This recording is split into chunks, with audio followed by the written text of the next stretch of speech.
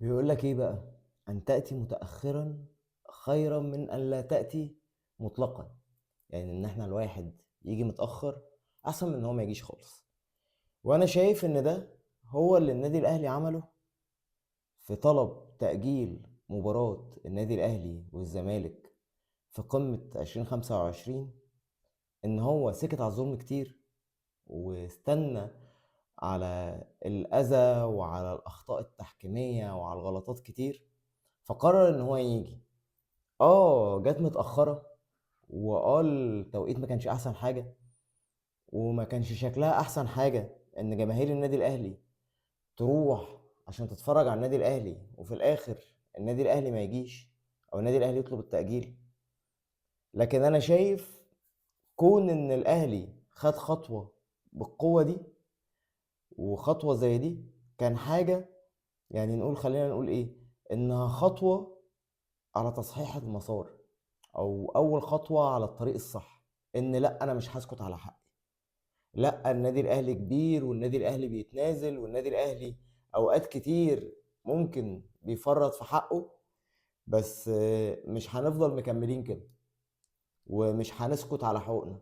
سكتنا مرة والتانية والتالتة في ماتشات كتير الاهلي اتظلم فيها، حاجات كتير الاهلي اتظلم فيها.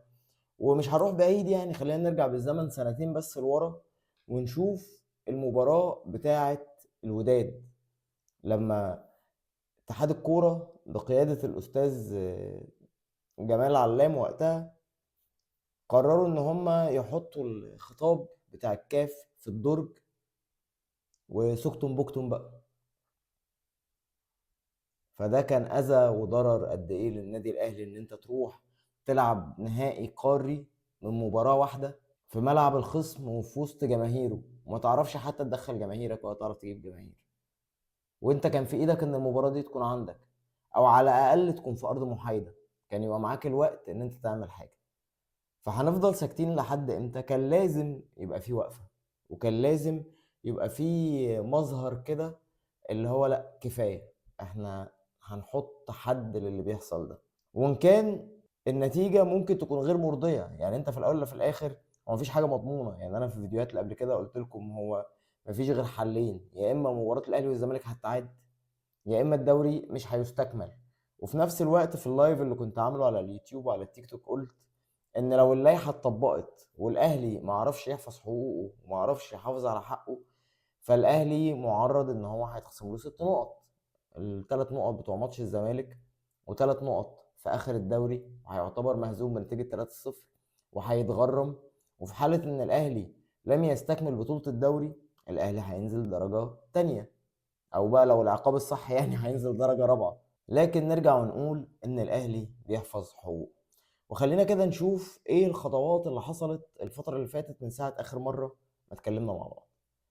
اول حاجة النادي الاهلي عملها ان النادي الاهلي قدم يوم السبت شكوى للجنة الاولمبية، ومفروض ان دي اعلى جهة رياضية موجودة في مصر او اعلى جهة سيادية موجودة في الرياضة في مصر. اشتكى فيهم للي حصل من اتحاد الكورة وعدم ورفضه استقطاب حكام اجانب لمباراة القمة، واشتكى فيها رابطة الاندية اللي ما خدتش خطوات جدية للحفاظ على حقوق النادي الاهلي، وكمان اعلنت هزيمة النادي الاهلي بنتيجة 3 نقط واحتساب المباراة، بعتذر بنتيجة 3 اهداف واحتساب المباراة لنادي الزمالك، او يعني بفوز نادي الزمالك بنتيجه 3-0 وخصم 3 نقاط من النادي الاهلي، وكمان بقى مع تعريض النادي الاهلي للعقوبات وهكذا. فاللجنه الاولمبيه ردت على النادي الاهلي، قالت ان هي هتشوف الشكوى وهترد. رابطه الانديه قالت ان هي هتحترم قرار اللجنه الاولمبيه وهتنفذه. النادي الاهلي قال هيحترم قرار اللجنه الاولمبيه بس ما قالش انه هينفذه، بمعنى ان القرار لو مش هيخدم مصالح النادي الاهلي، فاللي هيحصل فعليا ان النادي الاهلي هيصعد للفيفا.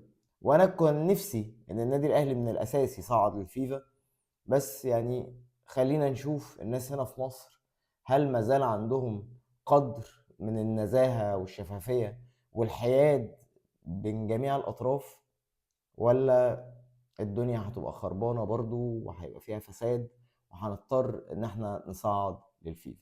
بيجي كده نبأ طمأنينة لجماهير النادي الاهلي اللي انا منهم.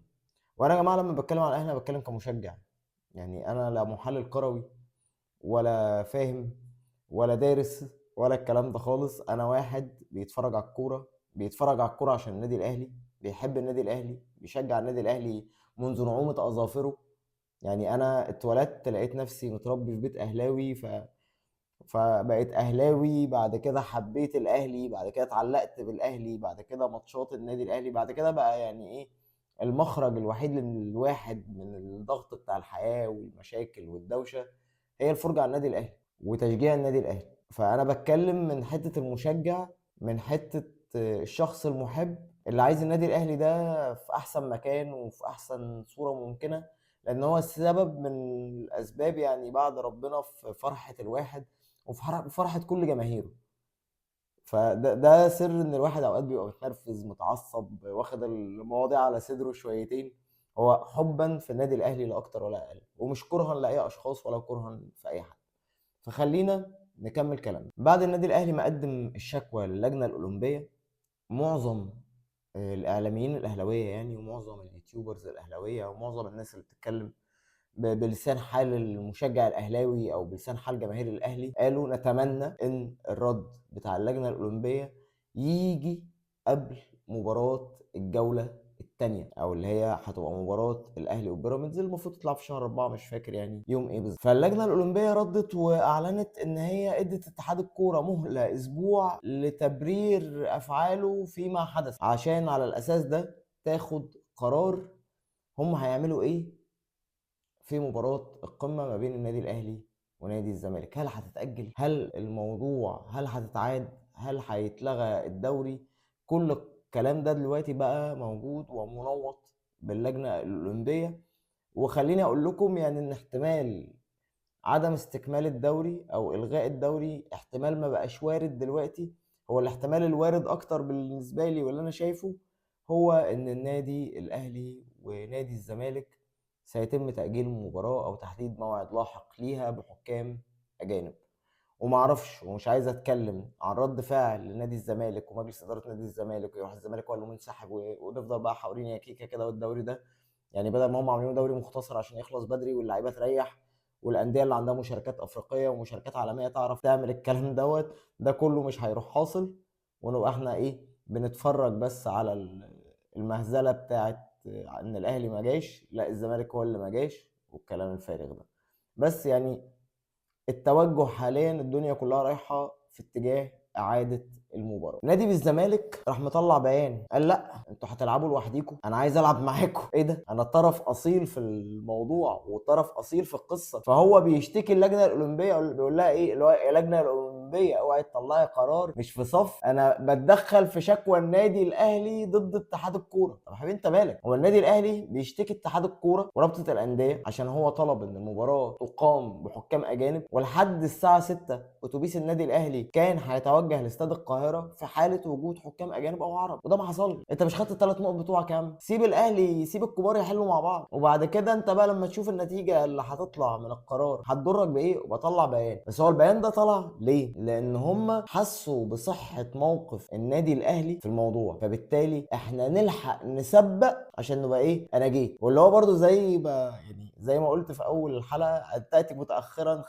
خيرا من الا تاتي اطلاقا. فهو الزمالك بالظبط كان بالنسبه له الموضوع ان هو يجي متاخر بس يبقى اسمه انا جيت، اللي هو بيثبت حضور. عارف انت الطالب اللي كان بيجي الفصل يجي متاخر مثلا ساعه ولا ساعتين ويروح رايح قاعد في اخر تخته ورا وينام او يقعد. هو الزمالك في القصه دي انا حاسه ان هو ايه عامل كده، اللي هو بدل ما ياخد اي موقف مشرف في الموضوع عشان يحمي حقوقه ويحمي حقوق الانديه الاكبر والاصغر وانديه الدوري ونحقق بيئه نظيفه وعادله تتسم بالنزاهه، لا هو الاستاذ ايه اصر على وجود حكام مصريين. اصلا انا اتظلمت في الماتش اللي فات بحكام اجانب، ده طبعا تصريحات الاستاذ ميدو.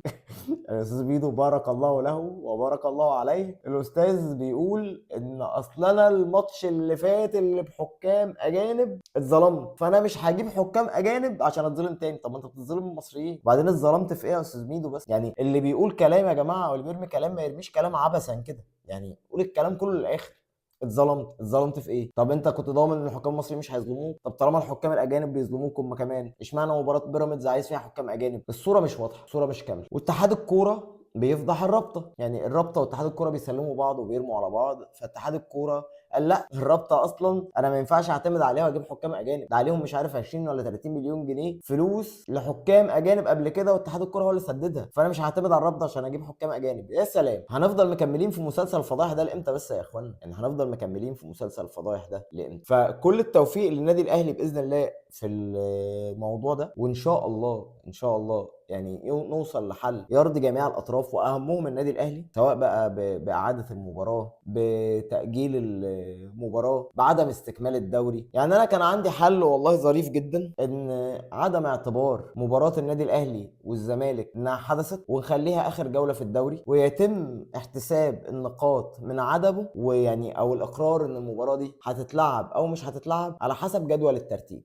بمعنى يعني افتراضا ان بيراميدز مثلا هو متصدر الدوري، والنادي الاهلي في المركز الثاني، ونادي الزمالك في المركز الثالث، او بلاش، نادي الزمالك في المركز الثاني والنادي الاهلي في المركز الثالث، والمباراه دي بقى خلاص لا خصمنا لها 3 نقط ولا حسبناها. جينا في اخر الدوري لقينا ان بيراميدز مثلا هو الاول على الدوري ب 60 نقطه، والاهلي هو الثاني على الدوري ب 57 نقطه، والزمالك هو الثالث على الدوري ب 57 نقطه هو كمان. فنقول ان هيتلعب مباراه الاهلي والزمالك عشان نحدد مين هيبقى بطل الدوري ومين الثاني ومين الثالث. طيب افتراضا ان مثلا نادي بيراميدز او النادي الاهلي معاه 70 نقطه، ونادي بيراميدز معاه 56 نقطه، ونادي الزمالك معاه 55 نقطه، فكده هو الاهلي كده كده واخد الدوري ومش محتاج للنقط دي، فالمباراه دي غير فاصله. فده احتمال بنقوله او حل، ويمكن يعني هو برضه الحل ما يعتبرش منطقي قوي، بس يعني ايه، ده شكل كده اللي هو ايه، نادي الزمالك ركز في ماتشاتك الجايه، الاهلي ركز في ماتشاتك الجايه، بيراميدز ركز في ماتشاتك الجايه، وحل ازمه مباراه الاهلي والزمالك دي يبقى في اخر الموسم، ومتحدد ان المباراه ستلعب او لا على حسب عدد النقاط وعلى حسب جدول ترتيب الدوري ومدى تاثير المباراه دي في الدوري. ده حل ينفذ لا ينفذ الله اعلم. احنا مستنيين الاسبوع المهله اللي اللجنه الاولمبيه ادته لاتحاد الكوره عشان نعرف هل الاهلي هيستكمل الدوري، ولا هل الاهلي مش هيستكمل الدوري، هل المباراه هتعاد، هل المباراه مش هتعاد، ولا الاهلي هيتخصم منه النقط وهينزل الدرجه الادنى. هنشوف. يعني ما نقدرش نحكم على حاجه ولا نقدر نتكلم في حاجه دلوقتي سابقه لاوانها. معانا اسبوع، الاسبوع ده تقريبا بدا امبارح او اول امبارح. نشوف الاسبوع الجاي كده قبل العيد بكام يوم، نشوف هم هيعيدوا على مين وهيعكننوا على مين في القصه دي. نروح بقى للموضوع اللي قبل الاخير معانا، مباراه الاهلي وانبي في كاس عاصمه مصر. والناس كلها بتقول لك ايه، الاهلي حنفي، لان الاهلي قال ان هو مش هيستكمل، او النادي الاهلي قال ان هو مش هيلعب، فازاي هيلعب في كاس الرابطه اللي هو اصلا مشتكيها؟ هو النادي الاهلي ما انسحب، ولا النادي الاهلي قال مش هستكمل بطوله الدوري. النادي الاهلي طلب تاجيل مباراه قمه لحين استخدام حكام اجانب للمباراه، وقال ان لو في حكام اجانب انا هلعب المباراه في ميعادها. طب في حاله عدم قدوم حكام اجانب واعتبار النادي الاهلي منسحبا، مش هستكمل بطوله الدوري العام. النادي الاهلي قال مش هيستكمل بطوله الدوري، ما قالش مش هيستكمل كل البطولات. نركز. وكده كده المباراه بتاعت بعد بكره دي مازال البيان او الشكوى بتاعت النادي الاهلي معلقه في اللجنه الاولمبيه، فالنادي الاهلي هيلعب عادي جدا مفيش اي حاجه، وهنشوف ايه اللي هيحصل. وبالنسبه لي بقى خلينا نروح نتكلم ايه فنيا شويه، مارسيل كولر رغم ان هو في اجازه قال ان المباريات بتاعه كاس عاصمة مصر او كاس الرابطة هتتلعب تحت قيادة سامي قمصان، لكن بتوجه تدريبي منه. يعني هو هيبقى بيتفرج على الماتشات كده وهيبقى بيوجه كابتن سامي في الادارة الفنية للفريق. انا شايف ان ابوس ايديكم بقى، خلوا عندكم دم، لعبوا علي معلول، عمر الساعي يلعب، يحيى عطية الله يلعب، كريم ندفد مشوه، يعني ادوا اجازة رمضانية، انسوف خيمة، مائدة رحمن مثلا نربطوه فيها، اتبرعوا بيه، يعني اعملوا بيه اي حاجة، بس يعني ايه، اللعيبه اللي احنا ما بنشوفهاش واللعيبه اللي ما بتاخدش فرصها نتمنى ان الوقت ده نشوفهم وهم بيلعبوا. انا عايز اشوف علي معلول، عايز اشوف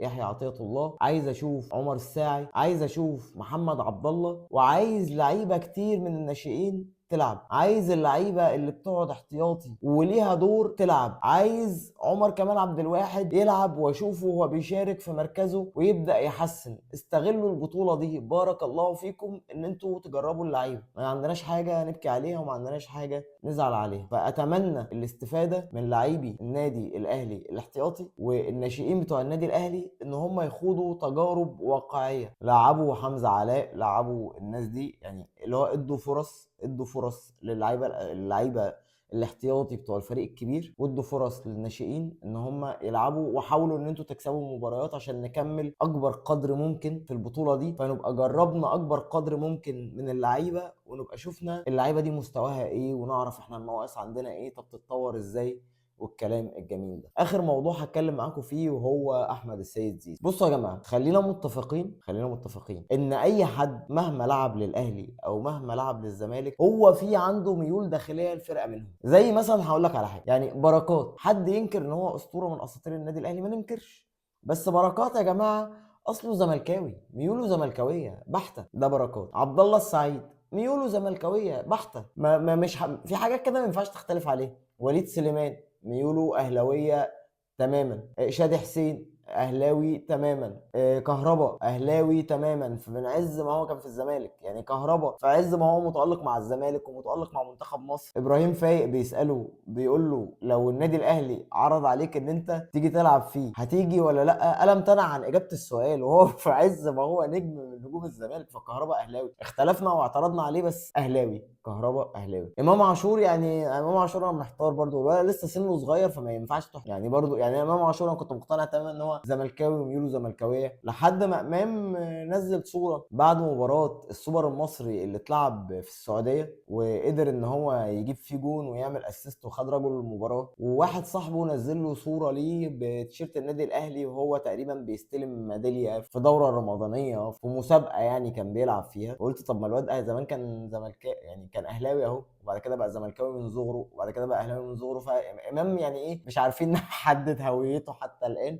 بس المهم ان هو ملتزم، بيعمل اللي عليه وبيلعب برجوله في الفرقه اللي هو فيها، فليه كل الاحترام. وهكذا احمد سيد زيزو. احمد سيد زيزو انا متاكد تماما واجزم ان احمد سيد زيزو اهلاوي. يعني احمد سيد زيزو قبل ما يبقى مشهور، وايام يعني ما كان بيلعب لسه في فرق مش من فرق القمه، كان بيعمل بوستات بيتكلم عن النادي الاهلي وبيدافع عن حقوق النادي وما يصحش وما ينفعش وهكذا. والراجل طلع صرح في اكتر من برنامج ان هو عيلته كلها اهلاويه. فاحمد سيد زيزو يا جماعه اهلاوي، وبنحترمه، وبحترم اداؤه مع نادي الزمالك واحترافيته والتزامه، وبحترم فيه البروفايل. يعني بعيدا عن اداؤه ان هو اداؤه دلوقتي مش احسن حاجه، بس انا بحترم في احمد سيد زيزو البروفايل بتاع اللعيب الملتزم. ما طلعش تصريحات كتير، ما كانش في التلفزيون كتير، من نادي للتمرين والتمرين للنادي، اللي هي الحاجات الايه الظريفه دي. وفي اشاعات ان الحاج يعني مصطفى زيزو والد احمد خلاص يعتبر شبه اتفق على كل حاجه مع اداره النادي الاهلي بانضمام احمد للنادي الاهلي. فنتمنى يعني هتبقى صفقه خارقه للطبيعه وصفقه قويه جدا. نتمنى ان احنا نشوفها موجوده في الاهلي كده، يبقى بن شرقي وعمر كمال عبد الواحد واحمد رضا مع احمد السيد زيزو مع امام عاشور. تحس ان الموضوع كده جامد، وابقى معرفك دايما ان انا جامد عليك وان انا راجل عليك، وان اي حد عندك هو يتمنى ان هو يكون عندي. ركزوا في الكلام ده. كل سنه وانتم طيبين ورمضان كريم علينا جميعا، ونتمنى ان هو يكون شهر خير ويمن وبركات. خلاص ايام وهنحتفل بعيد الفطر المبارك. رمضان عدى سريعا جدا علينا للاسف. نتمنى ان هو يكون شهر كان كله مغفره ورحمه يا رب العالمين على كل المسلمين وعلى كل العرب في كل البلاد العربيه وفي كل بقاع الارض. وما ننساش الدعاء لاهلنا في سوريا وفي اليمن، في العراق، في لبنان، في غزه والسودان، كل البلاد العربيه، اللهم امين. وبختم كلامي بالصلاه على اشرف الخلق وسيدهم اجمعين، سيدنا محمد عليه افضل الصلاه والتسليم. السلام عليكم.